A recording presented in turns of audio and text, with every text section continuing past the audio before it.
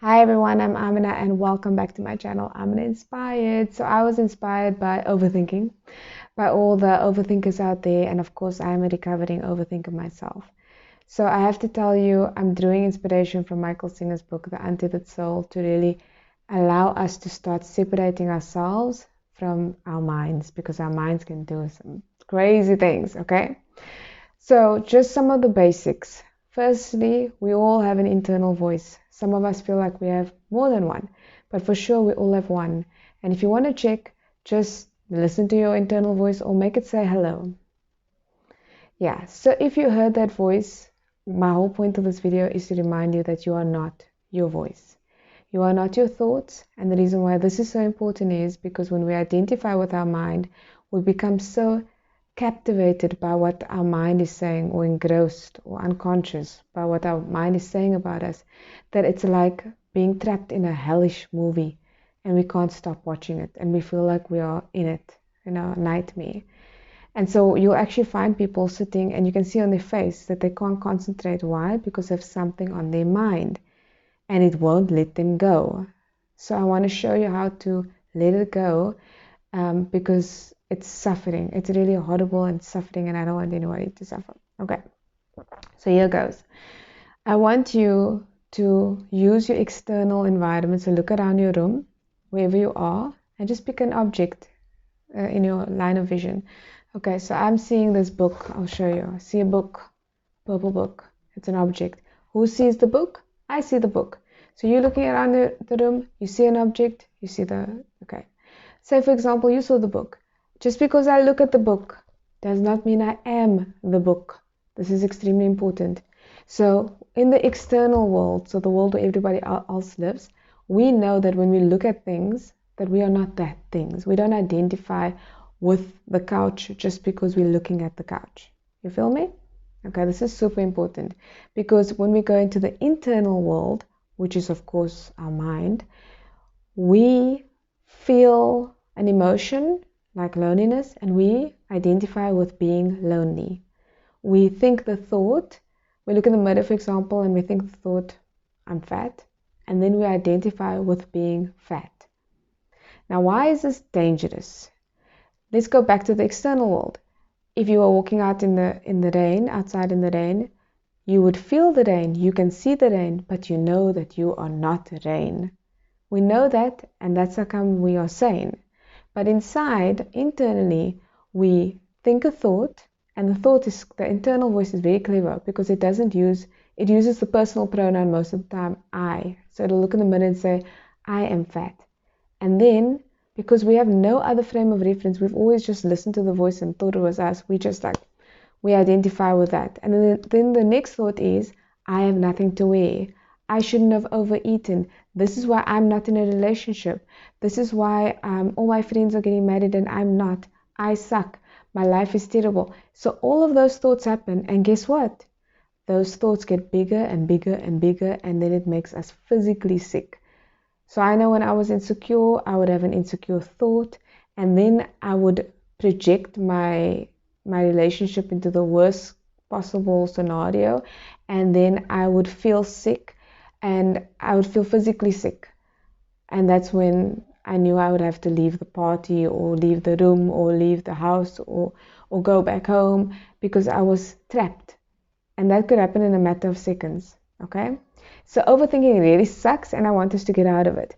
So if you knew that a thought is just a thought, it's an object, it's part of your internal stuff, you can let it go. And I want you to notice this, okay? I want you to think, just picture in your mind an elephant, a purple elephant with a pink tutu and yellow shoes, jumping up and down. Are you a purple elephant in a yellow tattoo jumping up and down? You thought about it, but does that mean that that's you? Of course not. Even if you said in your mind, I am Beyonce, that doesn't make you Beyonce. So you must admit that you are not your thoughts. Your thoughts are just continuously there, attempting to narrate your life, and it does so in a very horrible, sometimes sadistic way. Okay? So if we recognize, and So if you try the Beyonce example, so you say in your mind, I'm Beyonce or Jay-Z, and you know that's not true. So you can think a thought and it's not true, which means that the thought is just an object. It's just a thing. It's an internal object. We don't have to identify with it. Now, if, for example, it was a good, happy thought, like I'm confident, we can identify with that. But we have to make the choice of identifying with it. And we can only do that when we separate ourselves from the thought. So even if it's a good thought or a bad thought, remember who hears the thought. It's you. It's the real you. It's not the insecure you. It's not the frustrated you. It's your true self. It's your awareness. Eckhart Tolle talks about this. Michael Singer talks about this. And I'm talking about this now because when I realized that there's so much more to me, even the confident Amina that many of you know is a projection of my awareness because I chose it. I could also choose to be insecure, but I choose not to because it's not beneficial in my life. But other people, when they think negative thoughts or insecure thoughts, they think that that's who they are. And I know this because that's who I was. I was insecure. So now again, look around your room. You notice a couch. You can sit on the couch. You can even love being on the couch. But you are not the couch. You're going to get up and go somewhere else. In your mind, you can't get up and go somewhere else. So what you have to do is you have to release that thought. Say it's a really horrible thought, like nobody really likes me. That sucks. So I want you to think that thought and then just relax your shoulders. This is Michael Singer's work. Relax your shoulders. Breathe in and release. Now you might ask me, how the hell is that going to work, Amina? Well, can you breathe in the future or in the past? No. You can't take a breather like in the future, right? You can only breathe in this present moment. And so this present moment is your salvation. Do you know that your mind has no idea what you're going to think next? It's just going to throw up a whole bunch of stuff. So instead of trying to control your mind, just breathe it out. So when you breathe, guess what? And you really focus on your breath, you can't focus on that voice. And if you say, no, but Amina, it's very loud, then breathe more and more deeply. Breathe as deeply as you can until you are completely immersed in breathing. And so then you can let that thought go.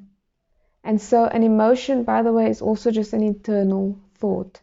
So I was holding loneliness the other morning in my meditation. For some reason, it just came and it was like that icy cold hand and I just felt empty. And then I thought for a second, if this is an object, I can actually put it down in my mind. So I felt it and then I said, let me try joy. And slowly that feeling of loneliness went away. And then like a fountain, just like starts to bubble up, I started to feel joy for no reason. It wasn't my kids were around or something brought me joy. I actually decided to hold it as an object within myself. And then, of course, I retreated back and I said, now I'm just experiencing myself in this empty lounge.